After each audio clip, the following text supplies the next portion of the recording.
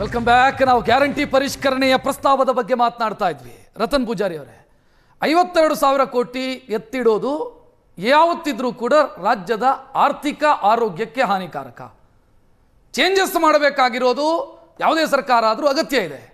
ಅದನ್ನು ಮಾಡೋದಕ್ಕೆ ಹೊರಟಿದ್ದಾರೆ, ಒಂದು ಪ್ರಯತ್ನ ಮಾಡ್ತಿದ್ದಾರೆ. ವಿಪಕ್ಷವಾಗಿ ನಿಮ್ಮ ಜವಾಬ್ದಾರಿ ಅಲ್ವಾ ಸಹಕರಿಸೋದು? ಅಲ್ಲ, ನನಗೊಂದು ಅರ್ಥ ಆಗ್ತಾ ಇಲ್ಲ. ಇವಾಗ DBT ಇದೆ, ಎಲ್ಲವೂ ಲಿಂಕ್ ಆಗಿರುವಂಥದ್ದು.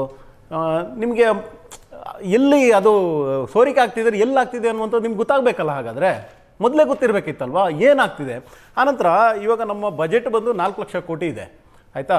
ಎಲ್ಲ ಖರ್ಚನ್ನು ತೆಗೆದುಕೊಂಡ್ರು ಸುಮಾರು 87,000 90,000 1 ಲಕ್ಷ ಕೋಟಿ ಹತ್ತಿರ ನಿಮಗೆ ಡೆವಲಪ್ಮೆಂಟಿಗೆ ಹಣ ಸಿಗುತ್ತೆ. ಅದಾದ ನಂತರ ನೀವು ಎಲ್ಲ ವಸ್ತುಗಳ ಬೆಲೆಯನ್ನು ಏರಿಸಿದ್ದೀರಿ. 3 ಲಕ್ಷ ಕೋಟಿ ಹತ್ತಿರ ಸಾಲ ತಗೊಂಡಿದ್ದೀರಿ. ಹಾಗಾದ್ರೆ ದುಡ್ಡು ಎಲ್ಲಿ ಹೋಗ್ತಾ ಇದೆ? ಯಾಕೆ ನಿಮ್ಗೆ ಕೊಡೋಕ್ಕಾಗ್ತಾ ಇಲ್ಲ? ಆರ್ಥಿಕ ಪರಿಸ್ಥಿತಿ ಏನಿದೆ ಅದ್ರ ಬಗ್ಗೆ ಒಂದು ಶ್ವೇತಪತ್ರ ಕೊಡಿ. ಆನಂತರ ನಟರಾಜ್ ಗೌಡರು ಆವಾಗ ಹೇಳಿದರು ಕೇಂದ್ರ ಸರ್ಕಾರದಿಂದ ಅದು ಇದು ಅಂತ ಹೇಳಿದರು. ಕೇಂದ್ರ ಸರ್ಕಾರ ಮೊನ್ನೆನೇ ಶ್ವೇತಪತ್ರ ಬಿಡುಗಡೆ ಮಾಡಿ ನಾವು ಎಷ್ಟು ಕೊಟ್ಟಿದ್ದೀವಿ ಏನು ಕೊಟ್ಟಿದ್ದೀವಿ ಅಂತ ಶ್ವೇತಪತ್ರ ಬಿಡುಗಡೆ ಮಾಡಿದ್ದಾರೆ. ಅದನ್ನೊಂದ್ಸಲ ಓದಕ್ಕೆ ಹೇಳಿ. ಕಾಂಗ್ರೆಸ್ನವರು ಸ್ವಲ್ಪ ಅದನ್ನು ಓದ್ಕೊಂಡು ಏನೇನು ಕೊಟ್ಟಿದ್ದಾವೆ, ಏನೇನು ಅನುದಾನ ಬಂದಿದೆ ಎಲ್ಲವನ್ನ ಅವರು ಓದೋದು ಬೆಟ್ರು. ಅಷ್ಟೇ ಅಲ್ಲ, ನಂದೊಂದು ಆಗ್ರಹ ಇದೆ.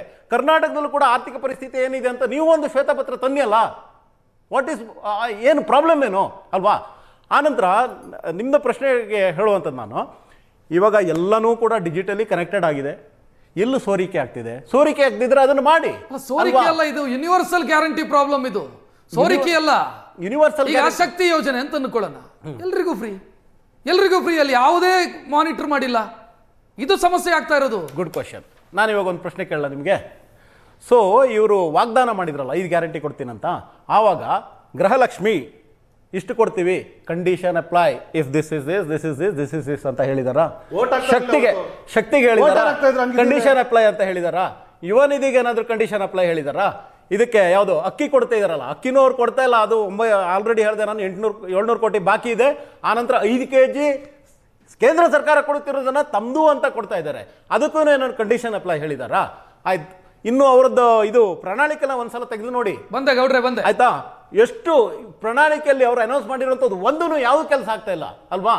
ಆದ್ರಿಂದಾಗಿ ಎಲ್ಲೋ ಒಂದ್ ಕಡೆ ಇದು ಏನಂತ ಹೇಳಿದ್ರೆ ಕುಣಿಯೋಕ್ ಬಾರದವರಿಗೆ ಏನೋ ಹೇಳ್ತಾರಲ್ಲ, ಆ ತರ ಇವರಿಗೆ ನೆಲಡೊಂಕು. S, exactly. ಆದ್ರಿಂದಾಗಿ ಇವರಿಗೆ ಇದನ್ನ ಕೊಡುವಂತ ಒಂದು ಮನಸ್ಸಿಲ್ಲ, ಆ ಮನಸ್ಥಿತಿ ಇಲ್ಲ. ಆದ್ರಿಂದಾಗಿ ಈ ತರದ್ದು ಒಂದು ಏನೇನೋ ಮಾತಾಡ್ಕೊಂಡು ಇದನ್ನ ಡೈವರ್ಟ್ ಮಾಡ್ತಾ ಇದ್ದಾರೆ ಇವರು. ನಾನು ಒಂದು ಹೇಳೋದು, ಇವಾಗ ಫೈನಾನ್ಸಿಯಲ್ ಸ್ಥಿತಿ ಏನಿದೆ ಅನ್ನುವಂಥದ್ದು ನೀವು ಶ್ವೇತಪತ್ರ ಇಡಿ. ಆವಾಗ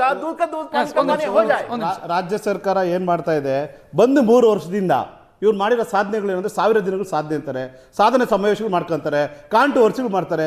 ಯಾವುದೇ ಒಂದು ಕಾರ್ಯಕ್ರಮ ನೋಡು ಕಾಂಟ್ರವರ್ಸಿಗಳು. ಇವತ್ತು ಮೈಸೂರು ಉತ್ಸವ ಮಾಡ್ಕೊಂಡು ಅದನ್ನ ಕಾಂಟ್ರವರ್ಸಿ ಕ್ರಿಯೇಟ್ ಮಾಡಿದ್ರು. ಇಲ್ಲಿ ಮೆಜೆಸ್ಟಿಕ್ ನನಗೆ ಬೇಕಾದ ಪ್ರಶ್ನೆ ಏನಂತಂದ್ರೆ, ಇವತ್ತು ರಾಜ್ಯದ ಮುಖ್ಯಮಂತ್ರಿ ನಾನು ಗಾತ್ರದ ಬಜೆಟ್ ಮಂಡನೆ ಮಾಡಿರುವಂಥದ್ದು ಐತಿಹಾಸಿಕ ಕ್ಷಣಗಳನ್ನೆಲ್ಲ ಇವರು ಹೇಳಿದ್ದಾರೆ.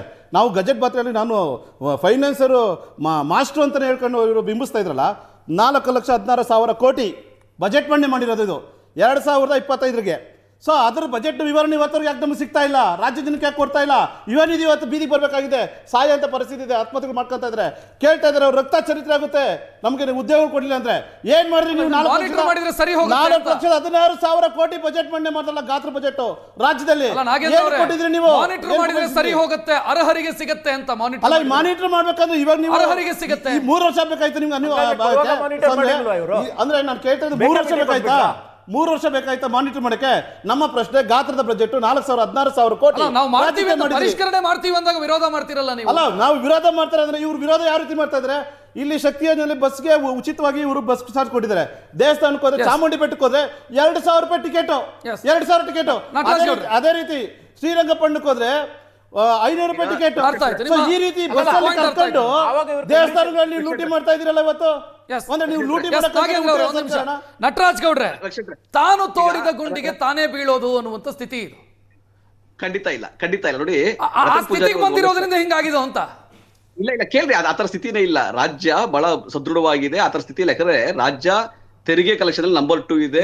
ಆಮೇಲೆ ಇನ್ವೆಸ್ಟ್ಮೆಂಟ್ ಅಲ್ಲಿ ನಂಬರ್ 2 ಇದೆ. ಜಾಬ್ ಕ್ರಿಯೇಷನ್ ಅಲ್ಲಿ ನಂಬರ್ 1 ಇದೆ. ವುಮೆನ್ ಎಂಟರ್ಪ್ರಿನರ್ಶಿಪ್ ಅಲ್ಲಿ ನಂಬರ್ 1 ಇದೆ. ಸ್ಟಾರ್ಟ್ಅಪ್ ಅಲ್ಲಿ ನಂಬರ್ 1 ಇದೆ. IT ಎಕ್ಸ್ಪೋರ್ಟ್ ಅಲ್ಲಿ ನಂಬರ್ 1 ಇದೆ. ಇಂಡಸ್ಟ್ರಿಯಲ್ ರೆವಲ್ಯೂಷನ್ ನಂಬರ್ 1 ಇದೆ. ನಮ್ಗೆ ಆತರ ನಮ್ ತೊಂದರೆ ಇಲ್ಲ. ಒಂದು ನಿಮಿಷ.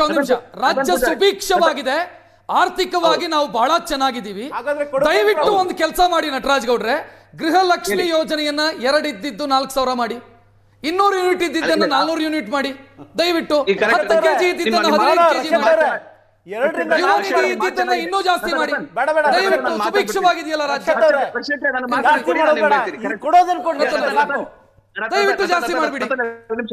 ಈಗ ನೀವು ಹೇಳಿ ಕರೆಕ್ಟ್ ಆಗಿದೆ. 4,000 ಮಾಡ್ಬೋದು, 5,000 ಮಾಡ್ಬೋದು. ಕೇಂದ್ರ ಸರ್ಕಾರ ನಮ್ಮಿಂದ ತೆರಿಗೆ ತಗೋದಲ್ಲ, ನಮ್ಗೆ ವಾಪಸ್ ಕೊಟ್ಬಿಡ್ಲಿ, ನಮ್ಗೆ ಆರ್ಥಿಕ ಸ್ವಾತಂತ್ರ್ಯ ಕೊಟ್ಬಿಡ್ಲಿ. ನಂಬರ್ ಒನ್, ನೀವು ರಾಜ್ಯ ಸುಭಿಕ್ಷವಾಗಿರೋದ್ರಿಂದ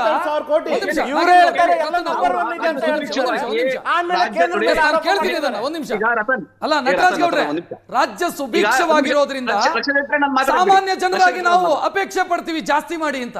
ಜಾಸ್ತಿ ಮಾಡಿಬಿಡಿ. ವೆರಿ ನೈಸ್, ನಿಮ್ದು ಫ್ಯಾಂಟಾಸ್ಟಿಕ್, ನಿಮ್ಮ ಮಾತು ಚೆನ್ನಾಗಿದೆ. ಅದಕ್ಕಾಗಿ ನೀವು ಕೇಂದ್ರ ಸರ್ಕಾರಕ್ಕೂ ಒಂದು ಮೊರೆ ಹೋಗ್ಬಿಡಿ, ನಿಮ್ಮ ತೆರಿಗೆ ಮತ್ತೆ ಕಿಸಾನ್ ಸಮ್ಮಾನ್ ಜಾಸ್ತಿ ಮಾಡಿ ಅಂತ ಕೇಳೋಣ. ದುಡ್ದು ಏನ್ ಮಾಡ್ತಾ ಇದೀವಿ ಗೊತ್ತಾ? ಬ್ರಾಂಡ್ ಬೆಂಗಳೂರು ಬಿಡ್ರಿ, ನಿಮ್ದು ಬ್ರಾಂಡ್ ಬೆಂಗಳೂರು, ಮಾತಾಡಿ ಬ್ರಾಂಡ್ ಬೆಂಗಳೂರು. ನಾಗೇಂದ್ರ ಗುರು ನಾವು ಮಾತಾದ್ಮೇಲೆ ನೀವು ಮಾತಾಡಿ, ಐ ಡೋಂಟ್ ಡಿಸ್ಟರ್ಬ್ ಮಾಡಲ್ಲ ನಿಮ್ಗೆ. ಸರಿ, ನಾನೇನ್ ಹೇಳ್ತಾ ಇದ್ರಿ, ಈಗ ನೀವು ಆ ತರನೇ ಆದ್ರೆ 4,000 ರೂಪಾಯಿ ಕೊಡಿ ಅನ್ನೋದಾದ್ರೆ ನಾವು ತೆರಿಗೆ ನಮ್ಗೆ ಬಿಟ್ಬಿಡಿ, ನಾವು 4,000 ಕೊಡ್ತೀವಿ, 5,000 ಕೊಡ್ತೀವಿ, ನೀವು ನೋಡಿ ಅದ ನಂತರ. ಸಿ ನಾವಿಲ್ಲಿ ಏನ್ ಹೇಳ್ತಾ ಪರಿಷ್ಕರಣೆ ಗಿವ್ ಇಟ್ ಅಪ್ ಅಂತ ಹೇಳ್ತಾ ಇದ್ದೀರಿ. ಕೇಳಿ ಏನ್ ಗೊತ್ತಾ, ಇದು ಕಾಲಕ್ಕೆ ಈಗ ತುಂಬಾ ಜನಗಳ ಬಂದನೆ ಬರ್ತಾ ಇರ್ತಕ್ಕಂಥದ್ದು, ವಿರೋಧ ಪಕ್ಷದಿಂದ ಬರ್ತಾ ಇರೋದು ಅರ್ಹರಿಗೆ ಮಾತ್ರ ಹೋಗ್ಲಿ ಅಂತ. ಹೌದು, ಅದನ್ನ ಮಾಡಬಹುದು. ಈಗ ನಾವು ತೆಗೆದಿಲ್ಲ. ನಂಬರ್ 1 ಮುಂದುವರಿಸ್ತೀವಿ. ನಂಬರ್ 1 ಪರಿಷ್ಕರಣೆ ಮಾಡಕ್ಕೂ ಕೂಡ ನಾವು ಜನಗಳನ್ನೇ ಕೇಳ್ತೀವಿ, ವಿರೋಧ ಪಕ್ಷದವರು ಕೇಳ್ತೀವಿ. ಒಂದ್ ನಿಮಿಷ ನಾಗೇಂದ್ರ ಪ್ಲೀಸ್ ಗುರು, ನೀವು ಡಿಸ್ಟರ್ಬ್ ಮಾಡೋದು ಚೆನ್ನಾಗಿರಲ್ಲ. ನೀವು ಮಾತಾಡೋದು ಮಾತಾಡಿ. ನಾನು ರತನ್ ಒಂದು ಮಾತು ಈಗ ಶ್ವೇತಪತ್ರವನ್ನ ಹೊರಡಿಸಿ ಅಂತ ರತನ್ ಕೇಳಿದ್ರು. ನಾನು 100% ನಾನು ಇದಕ್ಕೆ ಎಂಡೋರ್ಸ್ ಮಾಡ್ತೀನಿ. ನಾನು ಶ್ವೇತಪತ್ರವನ್ನ ಹೊರಡಿಸಿ ಅಂತ ನಾನು ಮುಖ್ಯಮಂತ್ರಿಗಳ ರಿಕ್ವೆಸ್ಟ್ ಮಾಡ್ತೀನಿ. ಆದರೆ ಆರ್ ಅಶೋಕ್ ಮತ್ತು ವಿಜಯೇಂದ್ರ ಅವರಿಗೆ ವಿಧಾನಸಭೆಯಲ್ಲಿ ಇದನ್ನು ಕೇಳಿ ದಯವಿಟ್ಟು ಅವ್ರು ಕೇಳದೇ ಇಲ್ಲ. ರತನ್ ಆದ್ರೂ ಅಟ್ಲೀಸ್ಟ್ ವಕ್ತಾರರಾಗಿ ಕೇಳಿದ್ದಾರೆ. ಐ ಅಪ್ರಿಶಿಯೇಟ್ ಪಬ್ಲಿಕ್ ನೋಡ್ಬೇಕು, ಯಾಕಂದ್ರೆ ಕರ್ನಾಟಕ ರಾಜ್ಯ ಗೊತ್ತಾಗಬೇಕು ಆರ್ಥಿಕ ಹೆಂಗಿದೆ, ಹೆಂಗ್ ನಿರ್ವಹಣೆ ಮಾಡ್ತಾರೆ ಅಂತ. ಅದ್ರ ಪರವಾಗಿ ನಾನು ಇದ್ದೀನಿ. ಕರ್ನಾಟಕ ನಟರಾಜ್ ಗೌಡ್ರೆ ಥ್ಯಾಂಕ್ ಯು. ರತನ್ ಅವರೇ, ನಾಗೇಂದ್ರ ಅವರಿಗೂ ಧನ್ಯವಾದವನ್ನ ಹೇಳ್ತಾ ಕಾರ್ಯಕ್ರಮ ಮುಕ್ತಾಯಗೊಳಿಸುವಂತ ಸಮಯ ಇದು. ಇವತ್ತಿನ ಟ್ರೆಂಡಿಂಗ್ at 10 ನೇರ ದಿಟ್ಟ ನಿರಂತರ ಸುದ್ದಿಗಾಗಿ ನೋಡ್ತಾ ಇರಿ ಏಷ್ಯಾನೆಟ್ ಸುವರ್ಣ ನ್ಯೂಸ್.